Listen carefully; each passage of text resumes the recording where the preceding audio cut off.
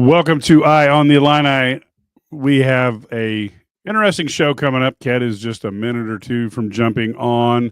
Of course, we also have Brad Sturdy, who will be on later. Let's go and take a look at what we have with the box score, folks. And this is where it gets really rough. And you notice in the right-hand corner here, Michigan State went on a 15-0 run in the last 6:58 of the game. So obviously, you take that 15-0 run, Illinois was up by 1. 17-2 run over the last 8:55 of the game. Illinois was 0 for their last 19 on field goals and 2 for their last 22. So just brutal, a scoring drought of the last 8 minutes and 29 seconds totally doomed the Illini. And folks, there was the Illini got out-rebounded. They were up at the half and got out-rebounded 41-36. The Illini shot horrifically, which is what happens pretty much almost every game. And they really, just struggled. Gave up 21 points off of turnovers. Only got 10 themselves off of it. And just a game that they really looked sluggish offensively, had a hard time doing much of anything. And so as you look at this, if it was not, in my opinion, if it wasn't for Morez Johnson having some moments on the offensive end, I'm not certain how the Illini would have scored tonight. Kat, I'm going to go into a little bit of a diatribe here, but when you're a coach, what happens on the court is really two things: what you coach a team to do and what you allow them to do. And when you are in the bonus early in the second half, Michigan State fans who never complain about the referees were complaining how unfair it was for the Illini to be in the bonus. And then you refuse to shoot from inside the arc. Ted, I got to be honest with you. I'm tired of this analytics crap. Look, the three-point shot is a double-edged sword of the sharpest type. Because, yes, you can destroy people when you're hot with the three-point shot. But you can also destroy yourself with the three-point shot when you're not. So Illinois was turning over the ball. They did a better job in the second half, ironically. But they were turning over the ball, giving up 21 fast break points, and then you're throwing up bricks, which allows additional points. It's just, I don't know. At some point, you got to coach the team and say, guys, we're going to go inside, or I want a pass to go into the lane before we shoot a three or something. At some point, you can't just bail out and say, well, players got to make the shots. I can't make the shots for them. At some point, you got to react to what the defense does. And then on the other end of the ball, Michigan State is not a good shooting team. Why go over Pitt? I'd let them shoot. Jackson Kohler had a good first half, and he played decent in the second half. But for the most part, I'd let him shoot from out there. Let Fears shoot the jump shots. Let him break the bank board. I don't understand on either end. Some of the strategies just really made me angry. And I don't blame the players, because you do what your coach coaches you to do, or you do what he allows you to do. So if you don't want the three-point shots, you sit some people down. They stop shooting threes. All right, Ked. First, I want to apologize for being late. One of my pet peeves is I cannot stand when people – if I text someone and you don't respond back to me. I can't stand that. So I was late because I was responding to people because I didn't want them to think that I was blowing them off. I don't big league people. That's not who Kedrick is. But I'll tell you, there's some really, really mad fans right now. Well, I don't care what the Michigan State fans have to say. What are they complaining about? It was a great game. We talked about it at halftime, the way the officials called the game. I'm gonna be honest with you. I was surprised to hear you say they complained about it. I don't have, and I'm one of the most negative media members in the world when it comes to officiating. I had no problem with it. Yeah, they missed a couple calls. I don't care. That didn't cost them the game. It did not cost Illinois the game. Oh, the refs had nothing to do with nothing. it. I mean, good God, the Michigan State turned up the defense and got more turnovers, and Illinois decided to shoot threes, and which they can't hit. We've seen that all year round. Look, Denny Green said it best. You are what the numbers say you are. And the bottom line is this isn't a good shooting team. They're the worst in the Big Ten at the three, and they shoot more than anybody else. At some point, you got to figure it damn out. Mike, they launched, I don't know, I missed the first few minutes, 7 for 33 tonight. 7 for 33. Now, you got to tell me with these stats. They didn't score for the last, 8 minutes and 29 seconds on the clock. They missed 19 straight field goal attempts or something like that. I think I saw, Mike, I'm sorry. And what I don't want to hear anymore, I'm not going to respond to it. So if you tweet at me, or even if you're one of my dearest, besties, homies, about, I want the Big Ten tournament to start, NCAA tournament to start because we have all this talent, miss me with that shit because I don't care. That's irrelevant. Because if you think a Murray State or somebody like that is going to care about how many NBA draft prospects you have in your roster, how much talent, they don't care. They don't. And it's what's hard for me right now is that this game was fun to watch. Both teams were getting after it. They were laying it on the line. That sequence when Marez fell on his hand, I mean, just as a college basketball fan of the game, I enjoyed it. I enjoyed the X's and O's. If there was one thing that I'm really upset about, and I understand the rules, so don't tweet or text me like I don't know. The goaltending call on KJ, when I first saw the replay, I knew it wasn't a goaltend. Yeah, I agree. They waited so long, and I know it has to be when there's a break, but they waited so long because if you look at that stretch, every team, they were trading baskets, and you just took 2 points off the board for Illinois, so their whole strategy changed. I didn't like that, and I don't like it, and I still don't. I just think the way the players started to play after that, I thought it was strange. And it was under the 4-minute mark to make it even worse.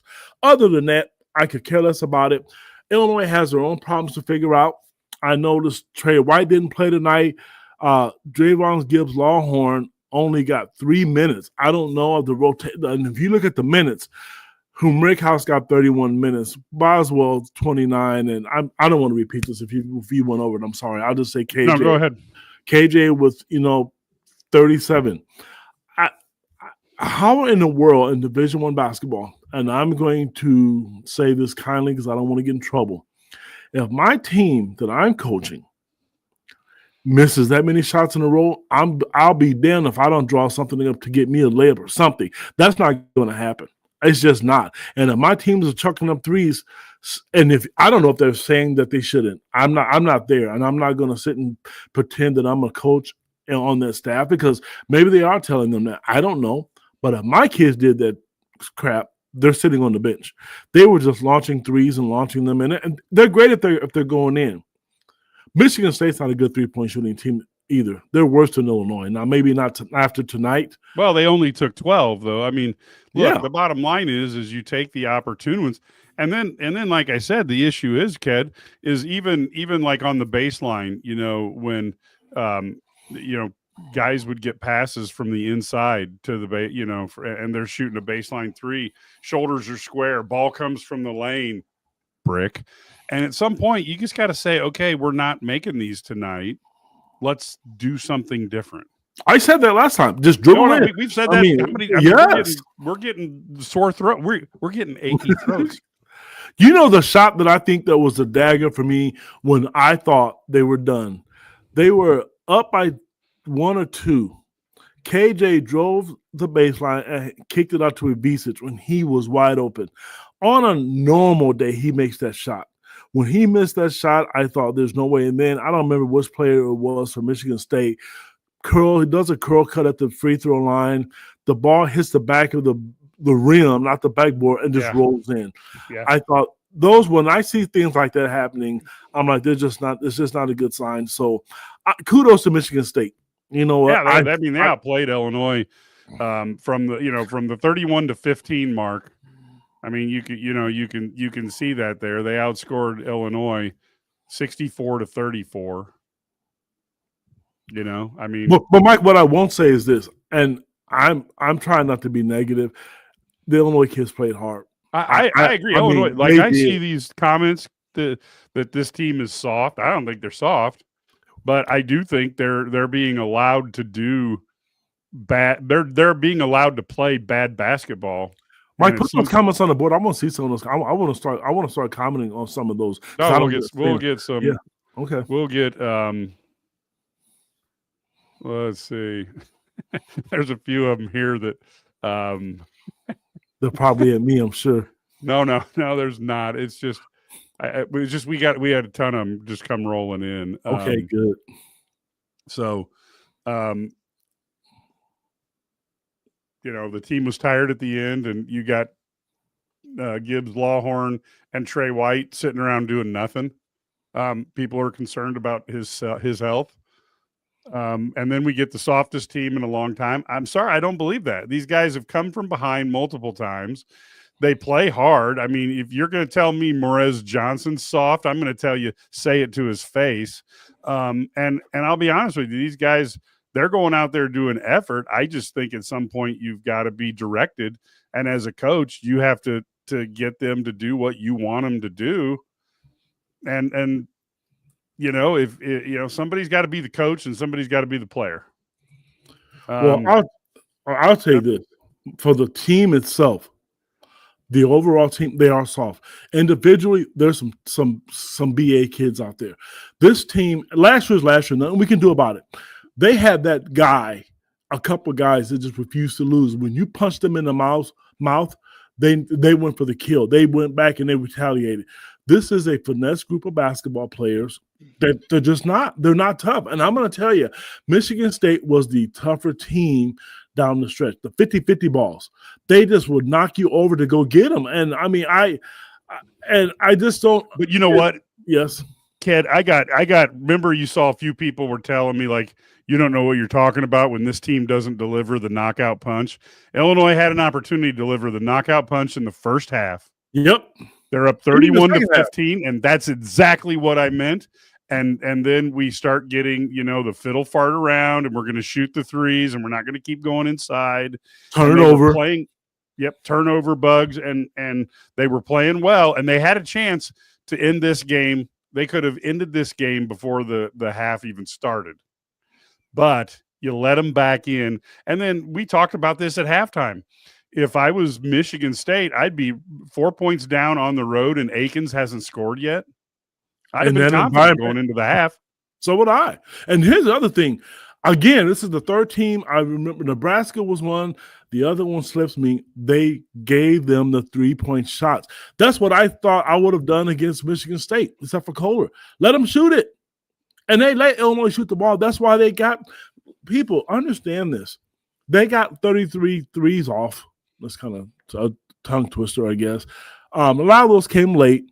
I mean, a few of them. But for the most part, why do you think you're open? You can't shoot it. And at the end of the day, I might be honest with you, I'm not even mad about it anymore. I'm not. I just know I'm reading my Twitter, and this time I have to agree with the fans. I really do. I feel bad because anything can happen, once you get going in the tournament. But right now, again, don't tell me what this team can do or what they're supposed to do because they're talented. They're just not. And I feel bad because I know coaches are frustrated, but they're making the decisions, and either you like it, don't like it, don't watch, support them. I can't tell you what to do. Most people listening to this podcast, they're grown adults. I'm being really nice right now because I'm telling you, I'm frustrated. I'm really mad. I'm just not going to blow up and say something stupid that I regret, but I'm going to tell you, if you really want to know what I think, you text me and I'm going to tell you because I'm not happy right now. Well, I will say one thing, against Michigan State, I would have just packed in at 2-3. I mean, there's no shame in that, and I don't understand it. but I would have packed in a 2-3 and I mean, man, Fears at one point, Fears hit that bank board so hard with a jump shot. I think that the bank board was intimidated. I mean, good Lord, that thing hit like, and guys went like this when it hit. I mean, it was a brick and a half. And why are you gonna go out on any of those guys? And Illinois is shooting just as bad. So, like you said, I would be out on the court daring Illinois guys to shoot. I'd be like, dude, do it. You can't shoot. Go ahead. I'll let you shoot. I'm not going to block it. Shoot. And I would keep saying that until they prove it comes. Yes. There's all of 19, 2 for 22 from the last field. 8-29 was the last. Come on, man. This is what people were mad about, Ked. Yes. They were Michigan State fans, the ones who never complain about refs. They're like, this is bullshit. The Illini have 12 minutes left. They're in the bonus. The refs are screwing us. And it's like, well, maybe the refs were, but my goodness, Illinois didn't do anything to take advantage of it other than Morez, who was like a one-man gang in there. But you could take a look at the plus minus because Illinois played so poorly. Morez was at -17, but the whole team was bad. The best player on the team was Rickhouse at -2. I will say, other than the 3-point shooting, I think the rest of his game is coming around. He's actually getting block shots. He's actually rebounding. But when you've got a guy who is 0 for 6, I mean, his booty ball, he was 3 for 4 on booty ball shots. But why not do that more often? I know. Instead of being 3 for 10 from the field. Mike, why? Listen to me, buddy. I don't. Oh, Kedrick. Okay, be good here. I don't give a shit what the Michigan State fans think. Why? No. Just hang on. Why bitch about that when Illinois just went up to East Lansing and everybody in the country, local and national media, saw what happened to KJ, and then you want to come down and you got the win. Take it. I applaud you for it, and I'm not mad because your team played and they deserve to win tonight. But don't complain about officiating when KJ played a negative 14 seconds up when he was in East Lansing. It wasn't a bad officiating. Illinois got you know how those fouls happen? They gave the ball to Morez Johnson. That's how they got, because no one else attacked KJ. I take that back. He did attack the basket and he did try to go to the free throw line a couple times. But for the most part, I mean, because if you look at it, let's see him. Morez Johnson 5 for 7 and KJ was 5 for 5. That's it. So, and they were going to the basket. What are you complaining about? So I don't care what they think, and I obviously I went at it with them on Twitter. I'm going to take it. As long as you don't make it personal, I'm going to take it because guess what? This happened, and there's nothing I can do about it. The coaches, I don't coach the team. Michigan State 15-0 run, 17-2 run. You tell me that you feel good about this, and for the love of you-know-who, when they go to Madison, they might be in trouble, and if they go to Duke and do this, oh my gosh, Mike. I mean, you're talking about maybe a 9 or 10 seed. Well, the bottom line is this team has a template. When they play inside out, they're a pretty good team. When they rely on the 3, they've had 2 good nights this season. And so I guess you can bank that you're going to have 6 in a row when you get into the tournament.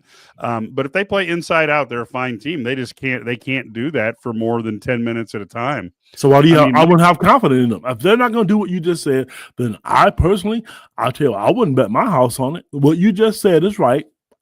So why would you feel good about the rest of the season or maybe the possible, what they could do in the tournament? Because I'm telling you, they're going to end up playing somebody really good.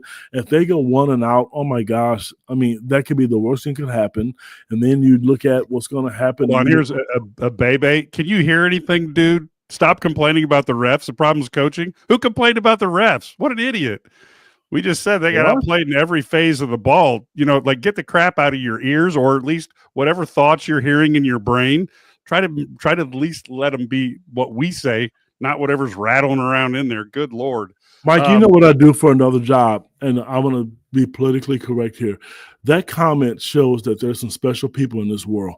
Okay, just leave it at that because nobody said that officiating had a damn thing to do with the game. If you can't read, I get it, but I know damn well if you can't listen, you should get a hearing aid because no one said that.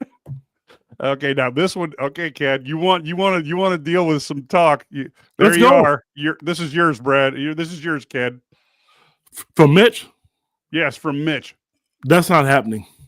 Mitch, that is not going to happen. If they make a change, somebody may quit, which I don't see happening. I really don't. Maybe they may make another one assistant hire. And people were, wondering why Tim Anderson was in the house tonight. Tim Anderson is 90% responsible for why Terrence Shannon was there. He wasn't there for Jeremy Fears or Jeremy Fears Jr. or Sr. He was there for Terrence Shannon Jr. because he did a lot of work to get that kid there. When Terrence was going through hell, screwing around with Satan, Tim never wavered, and he did his job.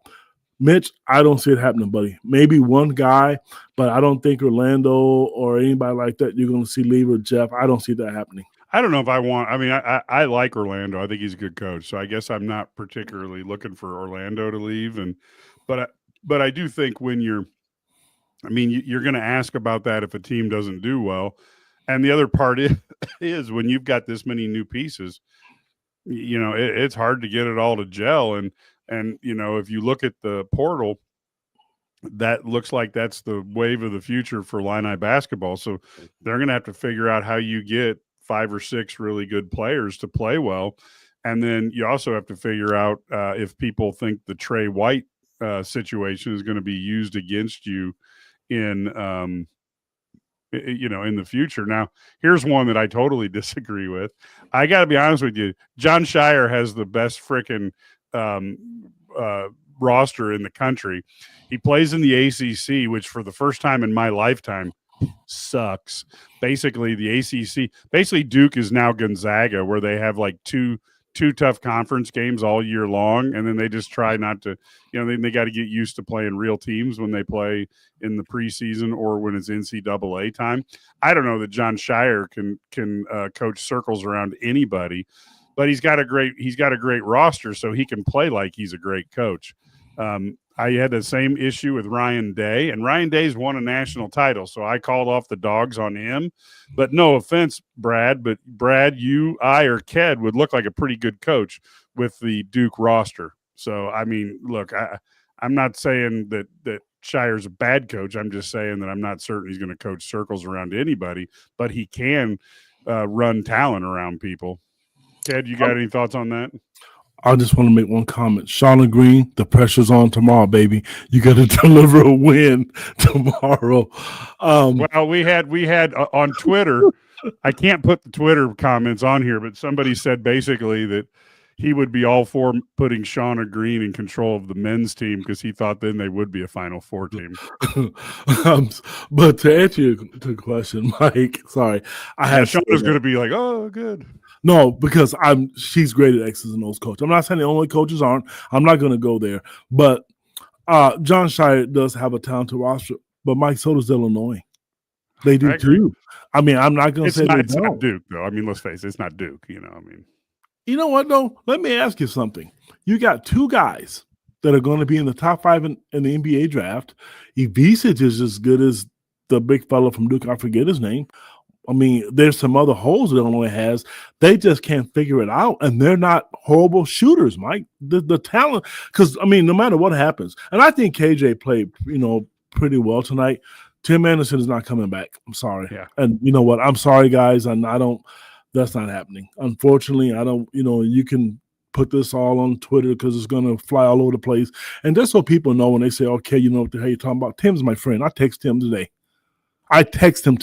So for you people to sit here and say, Kid, you're wrong, you don't know this, I'm just going to sit here and talk to this guy today, and we hang out and talk whatever, but I'm just going to just make up lies on a podcast and Twitter when they can see it. What is this? No way 32 is on the top. Well, what is that? Illinois fans have a hard time understanding what guys are looking for in the NBA draft.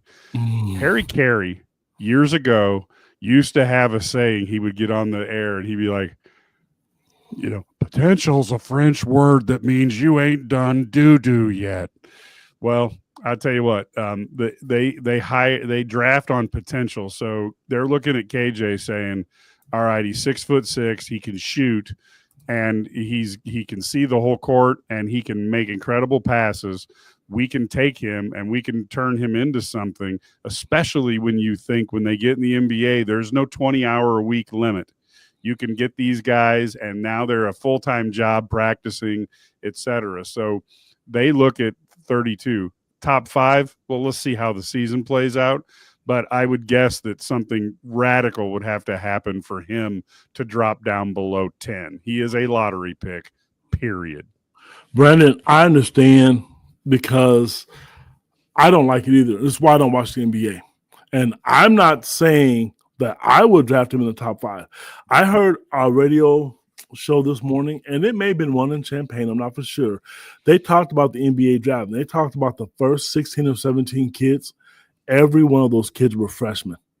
KJ is no different. KJ struggled, and he was and all draft boards are different. He was 3rd at one point. Then he dropped to like 6 or 7. Now he's back in the top 4 or 5 again. So I understand the frustration because the NBA, Mike's 100% right. It's youth, and everything is based off potential. Because I think personally, not this. We're talking about KJ. I even use Jeremiah Fears. That kid's going to be drafted in the top 10, and I know damn well there's 5 other college basketball players better than him and KJ both. But they're 19, 20, 21 years old. They're going to draft guys who are young, which is why a lot of the fans are mad about Terrence Shannon sitting. He's 22, 23 years old, and he's sitting. The league is getting older. That was one of the knocks on Io because he was old. That's the way they look at it. So I'm not saying that I would do it, but I can tell you this. If he slides past the top 10, I would be truly amazed because there's teams still following him around. Whether we like it or not, he's going to be a lottery pick. Well, and look, I got no problem with the way KJ plays. I think I do. He's a freshman. The turnovers are high, but he's a freshman, and that's the difference is in the past, you knew that like Derek Harper made some rough plays as a freshman, or Bruce Douglas. Well, you knew they were going to be there at least 3 years to get better. Nowadays, you know that, okay, they're going to be gone in a year, and you don't get to see them on that journey to develop into that finished player. I mean, think of Darren Williams as a freshman versus Darren Williams as a junior. And he was going to transfer. He struggled so bad. He was actually going to transfer because it is. And Will Riley's another one. He's starting to come on and he's starting to play the game. But I mean, I'm not being mean. I'm not being negative. I'm calling it like I see it. He's probably going to be an NBA player. But for me, I struggle because it's just one-on-one to me when he gets the ball. He just gets the ball and go between his legs and he gets a shot up. But again, I'm not an NBA general manager and people like him. The only NBA games I watch is the Chicago Bulls and the Minnesota when Terrence is playing. Otherwise, I couldn't. When I was a kid, I could tell you every player on every roster.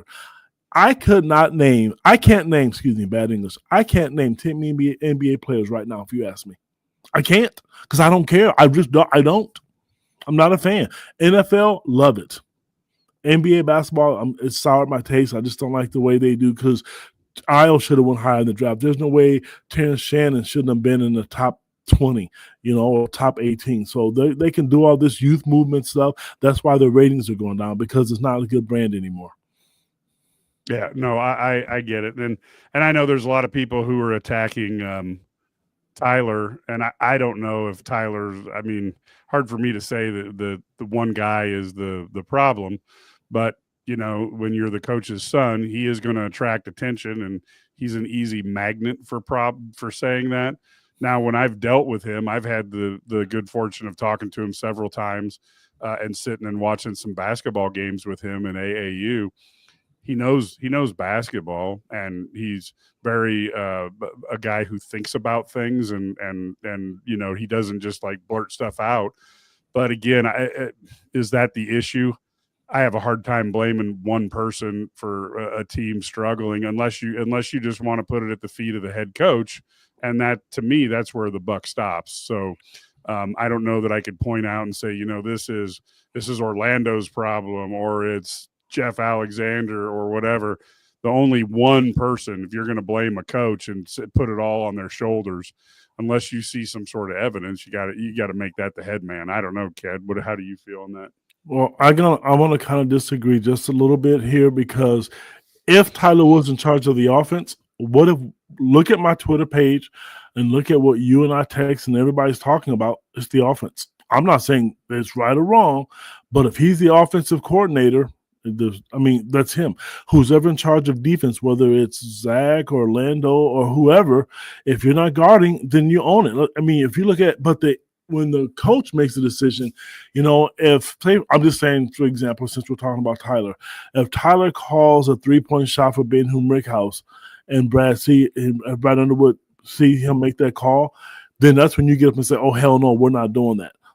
Because at the end of the day, it's free reigns. I'm not stupid. You guys see Tyler calling plays on the sidelines. We all see it. I'm not saying that they're right or wrong, bad. I have no opinion because I don't know what they're calling. I know what I see once it happens, but for the most part, I don't know. I can't blame him. People were mad about the defense as well because, they couldn't stop Michigan State from curl cutting, or they couldn't stop Michigan State from the lob pass. So I do think at the end of the day, and sometimes you see a coach. I think Izzo did it once tonight. He got upset, and a coach was going to say something. And I think Brad did it once tonight. I think the assistant coaches wanted to sub someone in, and then Brad said no. So at the end of the day, they do have the final say so, Mike. But these assistant coaches, they have a lot more to do with the game than what people think. It's not like it used to be. If you watch a timeout, now, it doesn't happen in Illinois a lot, but most assistant coaches, we're talking about Shauna Green. I look at that board when it's, Antonio, or if it's, Coach Calamity McIntyre. Yeah, I think she does a lot with the defense as well. I could be wrong, but I see, Coach Beasley with that clipboard drawing up plays. I mean, Shauna does some, but that's what coaching is now. It's not like it used to be where the head coach did all of it. Yeah, no, I agree. But like I said, if you're gonna blame one coach, it's the buck stops at the top guy or gal. Doesn't matter what, whether it's, it doesn't matter whether it's Mike Small, it's Brad Underwood, it's Brett Bielema, Shauna Green, you name the coach. That's the person that I tend to do it. But look, as I look at this game, three things that jump out at me was, one, why are we shooting so many threes again? Two, we cut down the number of turnovers, so that's good, but there were still some really bad ones.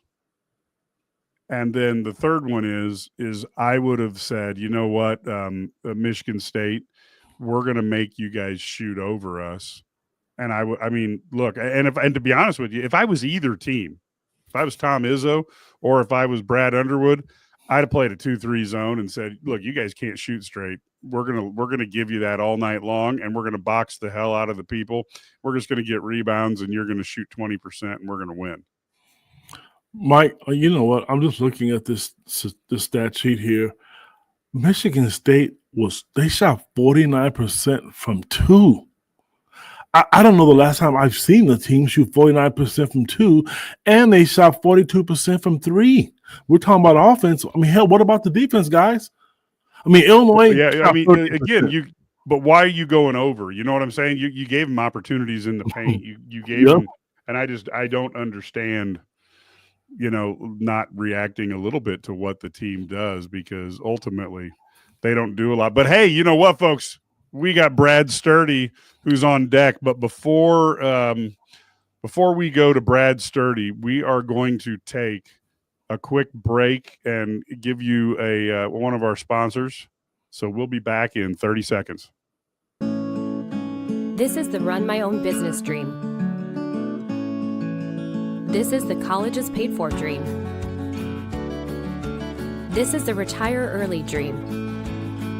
This is Busey, where your dreams and possibilities become moments through trusted guidance and expertise, through lifelong relationships. Because we're here to help you achieve the life you've always envisioned. All right, we're going to bring Brad Sturdy on. Brad, just so you have a recap, I had a meltdown on the only thing that happens on a court of basketball, if you're a coach, is what you coach guys to do and what you allow them to do. Ted had a lot of concerns on the offense and the defense. So, Brad, the team was up 31-15 and ends up losing 79-65. You were on national TV. Tell us your impressions.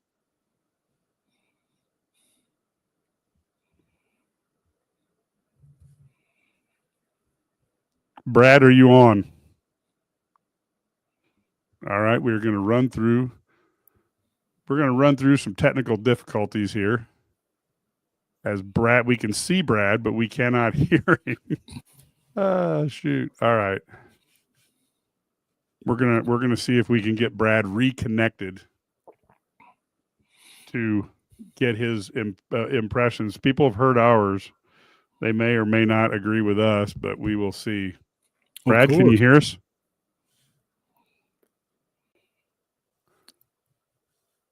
I wonder what it is. All right, he's going to try to reconnect. All right, so now, see, this is what you call building suspense. That's all good, but you know what though? Until Brad gets on, you were talking about like your keys to the game. I mean, I can't forget about the runs, like I mentioned a few minutes ago. How in college you're going to make a run, and everybody does, but at some point you got to stop the bleeding. When Michigan State goes 15-0 run, 17-2 run, over an 8-minute span or 6 or 7-minute span, and then you go 0 for 19 from your last field goal, a scoring drought of over 8 minutes. You were 2 for 22 from your last field goals. Mike, that is a recipe for L's all day long. I just don't understand at this level and the talent that they have. And I will say this. I thought Tomislav was a little bit healthier than what he was. Well, it's clear he didn't feel good, but no, he didn't. I mean, I know. I mean, guy. Unfortunately, fair or unfair, guys play hurt every game. Of some degree. Now he's playing with a sprained ankle, which is tough, and I'm not complaining about his effort level or anything, but it was definitely a tough night for him, based on that. It is what it is, and. The good mid-range jumpers. I tell you, I had the same thought Ked did when that semi brick hit the back, hit the iron between the board and the rim, and then did like a little half roll in. I was like, uh-oh, this is not going to be good. And sure enough, it came in. It made it really, really challenging. So that was a tough one. And again, as Mike, I'm getting a lot of feedback. I don't know if you are from listeners, but a lot of people are really upset with Draven not playing and Trey White. People are really upset about that, right? I don't know if you're receiving those thoughts, and I don't know they're not sick. I know that for a fact. They're not sick, so I don't know if they were asked in the press conference tonight, what was going on with that, but they're not sick. The drop coverage stuff kills Illinois when teams have good. Yes. That's exactly you, Patio D. You're 100% right, because here's why. Michigan State shot 49% from them. You're exactly right. If teams are going to be good at it, and I give Tom Izzo credit, they're not a good three-point shooting team, but he damn well makes sure that they can get 15-foot shots where they're effective at. Jimmy Jackson made fun of that out-of-bounds play. It works. Who cares? It works. Yeah. No, that's it. Now here's one that I think is okay. NIT or the Crown Tournament. Let's hope not. Things really have to collapse for that to happen. Drop coverage is the equivalent to Tampa 2. Yeah, that's because now they're playing the safety over in the NFL, the single safety over. So yeah, I guess the Tampa 2. But where's Lovey when we need him? I guess. They need more than Lovey right now. I mean, this is what's hard, guys, is that fans are having a hard time watching this. St. Dominic is, I'm not going to say anything with that, Mike. I'm too close to the program. So if you want to go ahead and comment on that. I tell you what, I don't know who's going to do what at the end of the year. You hear the dangest things one way or the other. You just kind of wait and see. But I do think one of the things that's most concerning is is that if you're into the portal for 5 or 6 guys every year, that's fine because it can work. But you also can't have many misses. So if you're going to be in the portal for 4 to 5, 6 guys every season, you better hit bing, bing, bing every time. It better be like Jimmy Johnson when he was drafting for the Dallas Cowboys. You can't have Jimmy Johnson who was drafting for the Miami Dolphins. You got to hit it. Now, here's one that I think was really true, that the Illinois played better at Breslin. Ted, what the heck has gone on with Illinois' home court advantage? Well, this is what I meant by being not tough. I won't use the word soft. Illinois, I don't know if they played better. You know what happened at the Breslin Center? Will Riley put them on his back and they went to work. That was the difference. They didn't have that tonight. Illinois, this team doesn't understand, they've been very, very successful over the years. And everybody's going to come in and you're going to get their best shot all the time. And I don't know if this team is tough enough to understand that. I don't mean or strong enough mentally to understand it. You know, like I said to you, I will say this. I'm going to give Morez Johnson some credit. He is tough enough. Morez plays with a chip on his shoulder, and he plays like that guy that this team misses. As much as I love Tomislav Ivicic, he's not a physical guy. How about go get the ball in the basket and dunk the son of a bitch? Because they don't do it. That's just not who they are. Terrence Shannon would break your arm if he had a chance to do that. You know what I'm saying to you? Marcus Domas would back you so far down, and with the booty ball, you were at his mercy.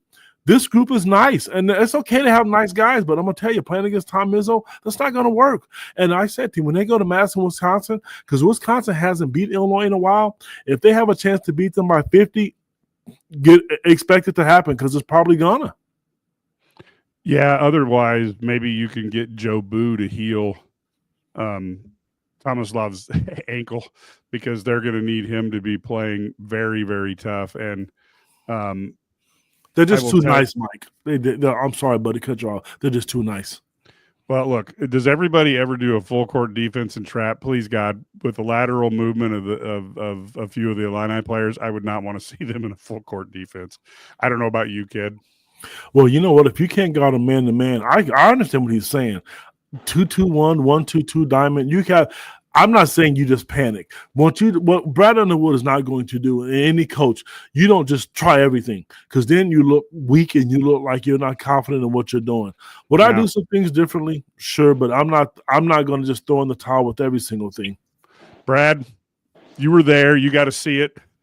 We've had our moments of I don't know if you could hear when I was trying to bring you on last time, but I go back to there's two things that happen in coaching. One is what you coach them to do, and two is what you allow them to do. Ked is not happy with the defense or the offense. You got a really close view of watching the Illini go from up 31-15 to losing a game 79-65. Take it away.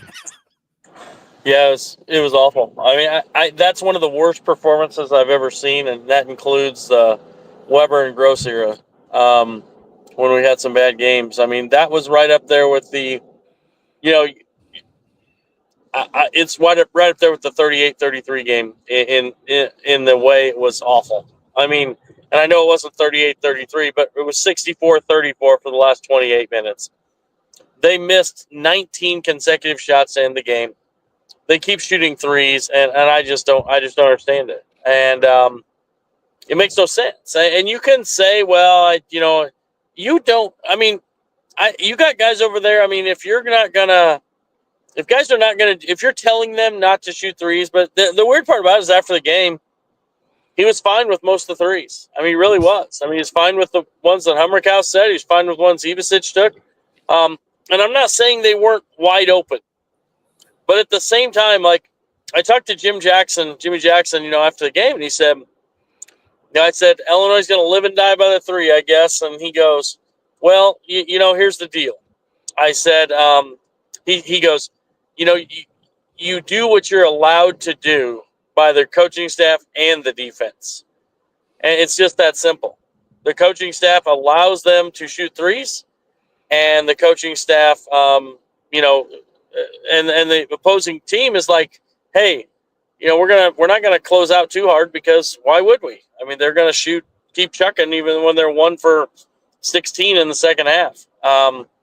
So yeah, I mean, when they play inside out, they're really good. When they don't, they're really bad. But on the other end, they also didn't guard at all after the first 12 minutes. I mean, the first 12 minutes, they played some fantastic defense. Really did a good job making them take tough shots. They were dominating the boards, really playing, solid, tough. And then they basically, Michigan State made a couple adjustments and hit a couple shots, and Illinois just lost everything. And I still don't understand some of the things they do offensively, like why they do what they do. And I would have to, sit with them and go over film, because I so many times they take the ball out of, KJ was cooking there in the first half. He had 13 points there, and they just took the ball out of his hands multiple times, and I didn't understand it. And then defensively, it just doesn't make sense. It looked like they were nervous he was going to start turning over the ball, and they gave it to Will Riley, and that cooled KJ off. No, there's no question. I mean, I think maybe that's it. I don't know. I can't tell you why. Yeah, I have no idea. I'm guessing myself. But they've also had Boswell running a lot of those ball screens, and Boswell he took one shot tonight. He's almost a non-factor offensively now, because he's shooting so poorly from three. He's not going to shoot a three, so you don't really guard him outside the 3-point line, and you don't have to come out and play him. And so I don't know. I just don't. This is a team that's a little bit broken right now, and I know they beat UCLA, but if you count, they're a team that can't. I mean, they haven't put together. When's the last time they played 40 minutes? Like Oregon? I mean, yeah. Seriously. I mean, this is a team. Indiana. I'll give them Indiana. I thought they were awfully good against Indiana over there, but this is a team that has to. You're not going to win playing 20 minutes. You just can't do it against good teams, and they just lose their edge. And maybe it's fatigue. Last year, I know Brad always says, well, they're college kids, and that's fine when you have Terrence Shannon and you have guys who are 23 years old and guys who've been through the wars. But 18-year-old, 19-year-old kids who have never done this for this many games, they've never played this many games, had this kind of grind, they are not going to hold up. And, they played KJ too many minutes.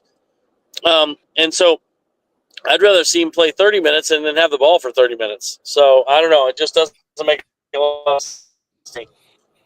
Well, I'll tell you what, Mike, let me comment. Brad made a comment about, and I've noticed it too, Kylan Boswell, either somebody says something to him or he's figured it out himself. He's not launching threes. So if he can figure it out, why can't the other guys figure that out? Or they tell that to the other guys? Because honestly, he's not doing it. He's just not launching bad shots because they're not going in. He's playing hard, but I don't see everyone else is just letting it fly. Yeah. Well, I can't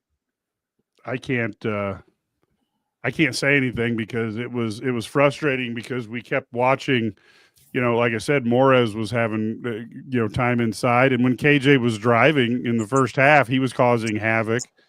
And Humrickhouse, I know that he's the whipping boy of the day. I thought he played pretty well outside of his 3-point performance, but he was, when he did his, booty ball, he was doing fine. And it's like, why not run that more often? He was 3 for 4 on that. Brad, you got any thoughts on this? I don't understand it. I mean, he's 0 of 6 from 3. I mean, here's the thing. He rebounded well. I thought his defense was actually a positive. I think he was on the plus minus. I want to say he might have been He might have been +2 or -2. He was right there. I mean, a 14-point loss. When he wasn't on the floor, they weren't as good. What was he? He was -2, Brad. He was -2. He was the team leader, although in the last, the very bottom, team, 1 minute for team was at 0. Whoever team was. Well, team did well. So, yeah. Team was awesome. Team was their best player. So maybe that was when, I don't know. But, yeah, here's the thing. I thought here's the thing. Hemrickhouse is supposed to be a 3-point shooter. He's become now he's a rebounding defender. I don't get it. Like, what is going on here? We were talking like the first 10 minutes of the game.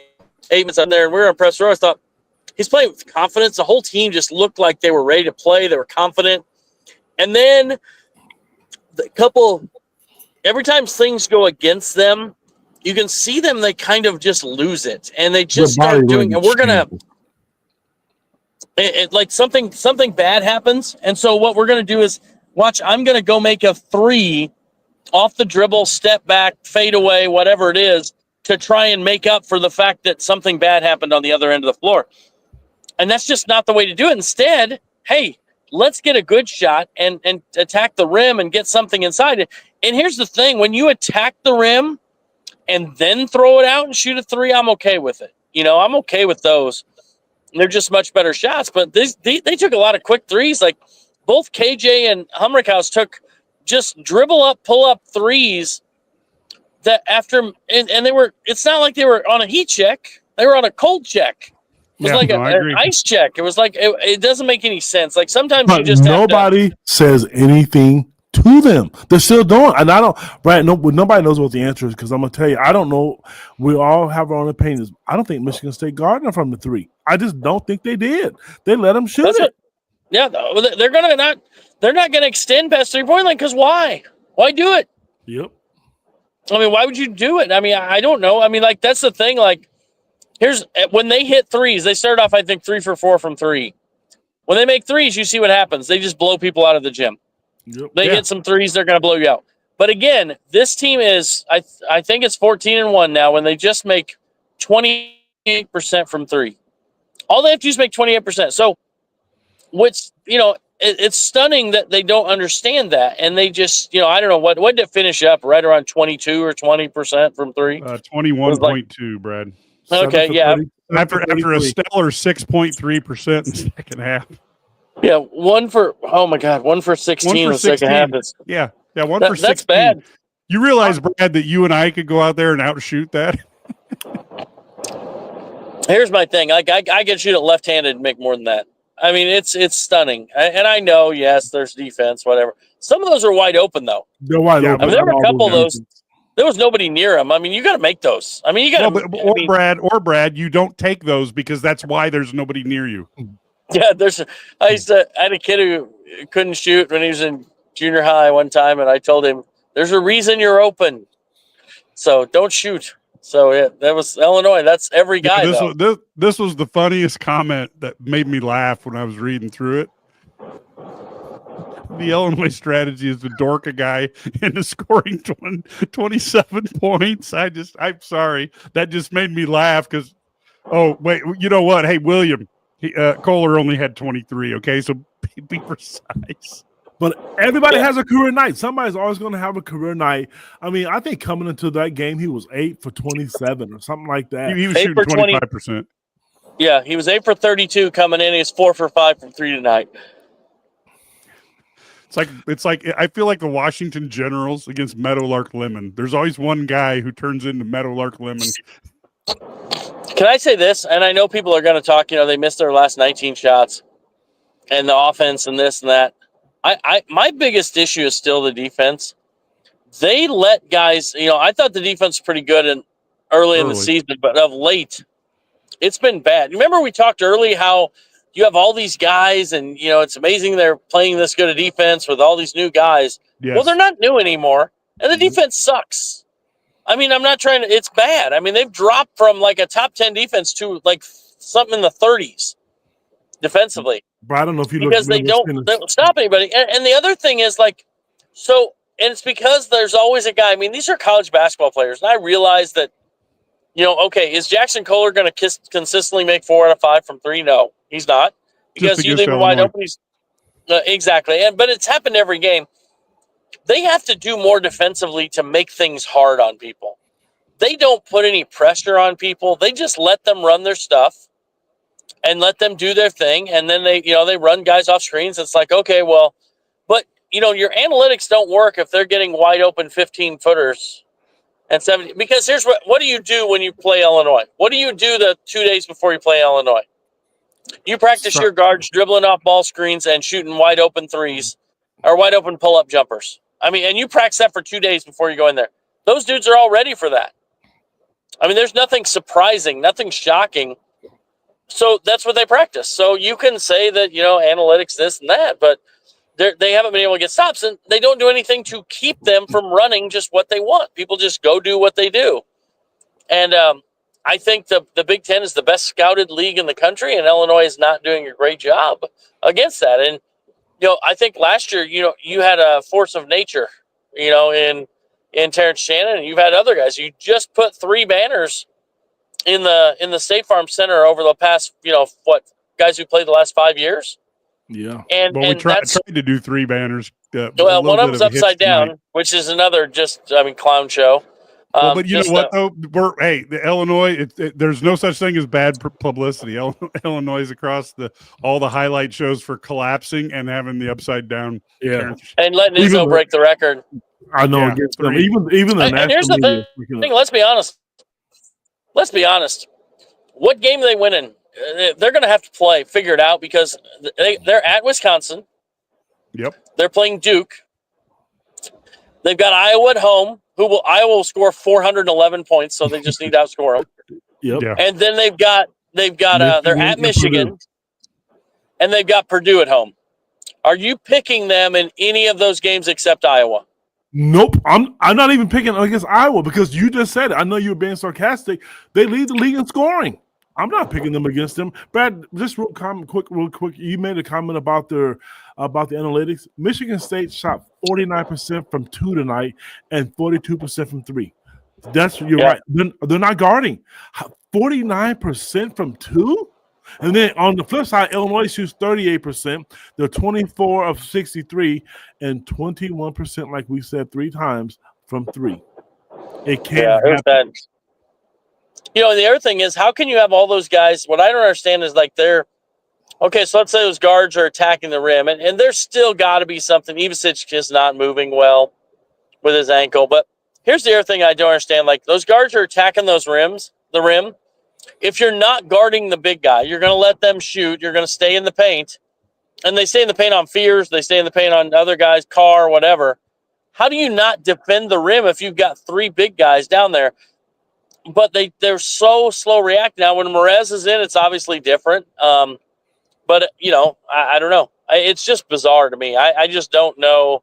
This team, I just can't. And I think the coach staff's in the same mode. It's very difficult to get a gauge on what's going to work and what isn't going to work. I mean, what are we doing with Draven Gibbs-Lawhorn? How does he only play 3 minutes tonight? And Trey White not get in. That's okay. Right now, Trey White went from starting to never seeing the floor. And I get they were sick, and sickness, and they're not sick now. And I just don't get it. And I thought Draven gave him good in 2 minutes. He made a few hustle plays in the first half, and maybe he's not. I don't know. Maybe they're not right. I don't know. But Izzo's playing 11. Izzo's playing 11 guys. Their body language is awful right now. I mean, we can sit here and let's get a little pom-pom and start cheering and I. I'm telling you, I'm not blind. I still have my 2 eyeballs. I know for a fact Draven is pissed. He walked out there in that court. I think he was embarrassed. One time he came in with 12 minutes, 11 seconds on the clock. You know why he came in? He subbed somebody out because there's going to be a media timeout, and he knew he was going back to the bench. I don't understand it. Jake played great, but both of those guys, you look at the stretch that Trey White had before Oregon, and the game he played great. Draven is going to bring some energy. He's going to guard. He's going to make things tough. And here's what nobody has said all night, and I was hoping somebody would.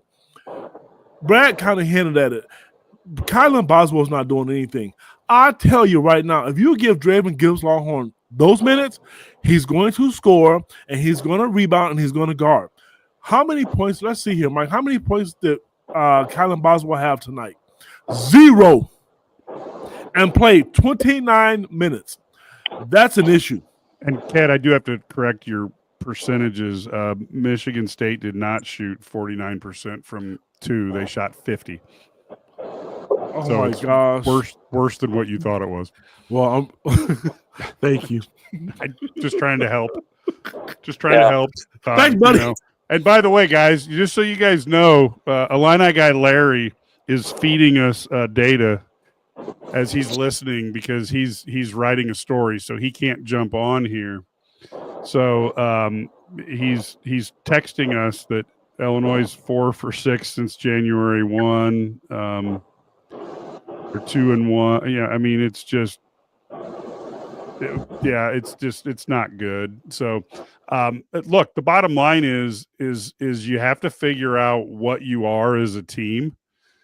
And when you're when you're in last place in an 18-team league at 3-point shooting, you're not a 3-point shooting team.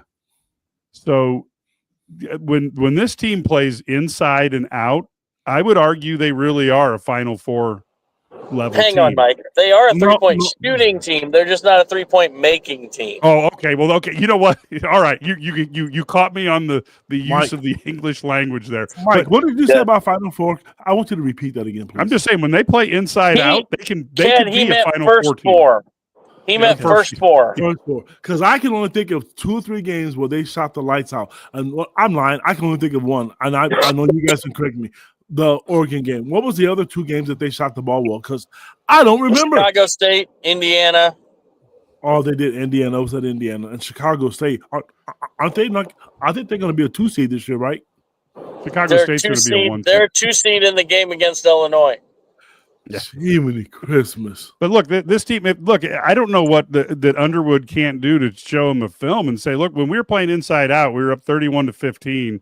You know, and that's the other thing, Brad. I take a lot of crap because people are like, I can't believe you are worried about throwing knockout punches in the first half.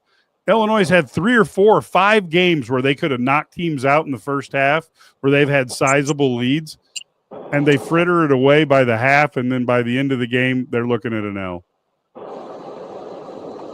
Yep.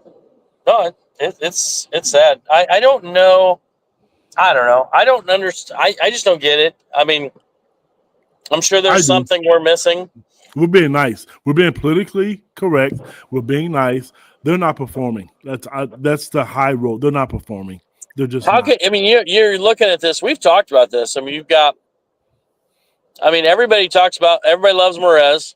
You've got a guy who's a lottery pick. You've got another guy who's, late first, early second round. Another guy who's they're talking about getting drafted.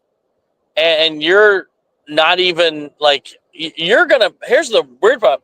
I'm going to have to stay at the Big Ten tournament an extra day because they may be a play-in game in the Big Ten tournament rate they're going. They're going to be they might not get in. You talking about I think they've already got enough wins to get in. So I'm being sarcastic. The Big Ten. But here's the other part. If they lose out, and like we were talking about, the only game that that I look at right now and say they should beat Iowa. But Iowa is a team that can score, and so they're always dangerous. But okay, so you should win. That's fine, especially with I think with Freeman out. But so let's say you win. Let's say you go one. They'll have the 18 wins. I think that'll get them in. But if they're 17-14 heading in the Big Ten tournament, where do they fall? I mean, this is a team that. I mean, they're going to be they might be 11 seed play-in game. I mean, that's where you're at, and you went from a team that people were talking about as a 3 seed just a few weeks ago. Now they're talking about them being a 2 or 3 seed a few weeks ago. Now they're talking about them being a team that might be on the bubble. I mean, well, the thing that's interesting to me, Brad, is now they're going to go beat Wisconsin by 20. Just so you know, just because they're not. We're talking about it. Well, I'll tell you the thing that's interesting is last year it took Illinois 5 or 6 games when Terrence Shannon came back to kind of get their sea legs as to how to play together as a group. Yeah. And they had their little injury thing where, KJ was out a little bit, and then you had, Ivasic out a little bit, and they've just never gotten their legs back. And I don't know. And now Ivasic, now he went from mono to a bad ankle. So it's just they somehow haven't got that spring back that we saw last year, and I'm worried they're not going to get it back because the time is running short, and there's no easy, as you guys have said, there's no easy games, which means you're going to have to figure out this against some of the top competition in the country, and that's generally not the best way to figure things out. Mike, you are what you are. You know what I mean? Yeah, You I are agree. what your record is. You know what I mean? I think sometimes, we look at it and say, well, this guy's this and this guy's really good. And this team is, and I've said this a couple times the last couple weeks, this team is less, there are a lot of teams where you say the team is greater than like the sum of its parts, right? Yeah, this is the This reverse is the synergy. opposite. It's Yeah, the this is a opposite. This reverse team is synergy. not, they don't click. They really do. And I say it, they really do remind you of that 22-23 team where it's like, they're good enough on a day, like that team beat Texas and they win some games. They go up and, they beat, didn't they win at Michigan State and Michigan that year? Was that the year? I mean, or it's just, but they're just not, I don't know. They're not good enough, and they're good enough to beat you on a given day. That's why their team, wherever they fall, they could win a game in the NCAA tournament because they could, all they have to do is shoot 28% from three, and they're 14-1. The only loss is to Alabama down in Birmingham. I mean, so you make some threes, they win. But do you trust that they're going to make 28% from three in multiple games? Not more than one. I do not, because they don't shoot that. They're shooting worse than there. It's brutal. It's just an abysmal thing. And against a team like Michigan State who rebounds, you can't just throw it up and chase it because they're going to the boards too. So. Yeah, and Larry just put out, just for folks here, we're getting fed things from Larry. So Illinois was a projected 2 seed after the Indiana game. Now they're trending toward a double-digit seed in both the Big Ten and the NCAA. Now the thing is that's a hard needle to thread. So I guess we should be proud. I don't. It's one of those. Ked's gonna drop out here. Brad, do you have any final thoughts? That Ked and I have been beating this dead horse for over an hour now. But any other thoughts that you didn't get out in the anguish of us? Hey, you know what? Kudos to Terrence Shannon Jr. What a fantastic player. Thank goodness he didn't go to Michigan, and Michigan didn't admit him. Yeah, thank God. But he's what a fantastic couple years he had at Illinois. Great player, great. It was great to see him get honored. Too bad they screwed that up a little bit tonight too, or a lot of it. To the point where the basically had to get Whitman has to come apologize in the press conference. But kudos to Terrence. I thought it was he's a great. He's just a great player, great kid. And he's getting some minutes now. And he's getting some finally minutes getting to play, now. and he's productive too because who knew? But so kudos to him. But this is a team I think the hard part about it is that this team does have some potential, or else nobody would be upset. You know what I mean? Right, And I agree. in today's era, it would be different. I would look at this team totally differently in the old days. I totally agree. Because you would look at it and say, okay, well, next year they're going to have Will Riley's going to be a sophomore, and Merez is going to be a sophomore, and Draven's going to be a junior, and KJ's a one and done, but we're going to bring these other guys back, and they're going to get better, and we're going to have this team. But again, it's not like that. You're going to have 10 new guys, 9 new guys, whatever it is. I mean, do you see Trey White or Draven coming back if they're not going to play? I mean, why would you come back? I don't know that there's a guy I look at except Jake Davis and say that guy will be back. I don't know. I mean, it's hard to see that because it's kind of, they've got some issues that they're going to have to clean up here, and it's hard to watch. I think that's the worst part about it is if you're looking at building for the future, then you can do this, but everything's a 1-year run here, and that's the reality. They have to find a way. I think what Brett Bielema has done with the ability to mix portal guys with 4-year guys. And I know football's a different sport, but they have to find a way to kind of mix some guys staying if they want to have consistency. One of the things that helped them last year, they brought in a lot of dudes. They brought in old dudes like Damask. They brought in Guerrier and et cetera. But they also had A guy like Terrence Sanders in his second year, Coleman Hawkins in his fourth year. You had some veteran dudes that had been there, and I think you have to have a mix if you want to be successful. And I think they have to find a way to do that. Yeah, and you got to figure out a way to get Morez to stay. I mean, he's the first time that dude's so tough that when he fell down onto the floor, I was more worried about the floor because Morez is just a badass. I mean, goodness gracious. You better figure out how to keep him because that guy is just a phenomenon. And of course, we said back in 2019 that Illini fans would love Morez after seeing him in high school at that age. And he has lived up to every expectation that we've had. There's a lot of people who are disenchanted with Brad Underwood. I will say that, Brad Underwood has returned this program to the island of relevancy.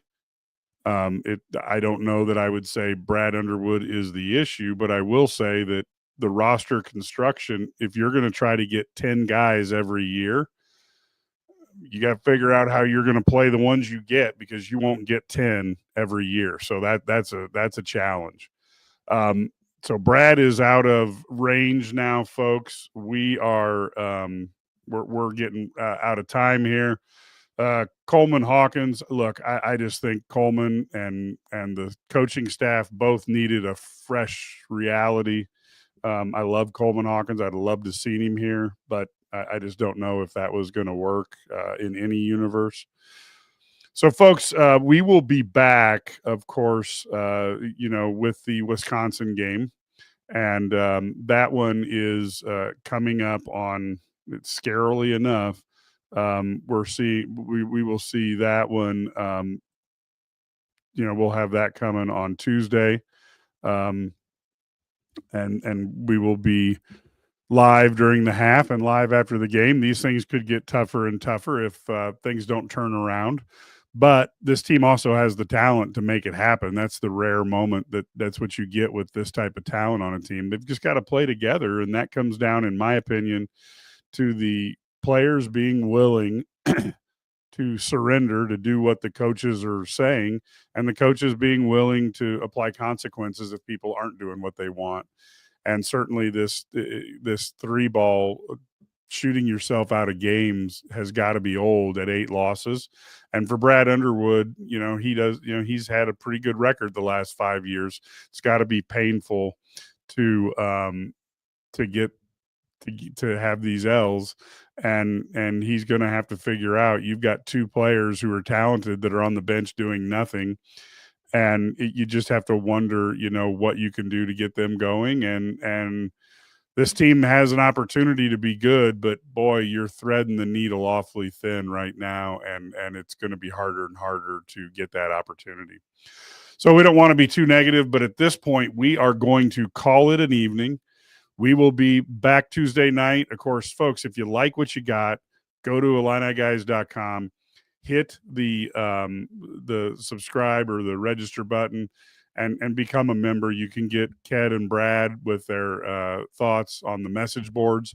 A lot of stuff that we can't talk about. It's behind a paywall because our subscribers are the ones who allow us to go to Duke to cover games, who allow us to go to the Big Ten tournament. So having more subscribers makes for a better community and more people who are talking and interacting on the message boards. And it also allows us the ability to cover the sport, particularly football, basketball with 2 really good teams, baseball and golf. And we try to cover everything we can, but it allows us to cover those better and with a thoroughness that makes it fun for Illini fans, and they get some extras other than what they would get off of the internet. So we would love to see you there. And of course, you can follow us on Twitter as well. So do that. And of course, subscribe to the YouTube channel, IlliniGuys.com there as well for our content. Until next time, folks, go Illini.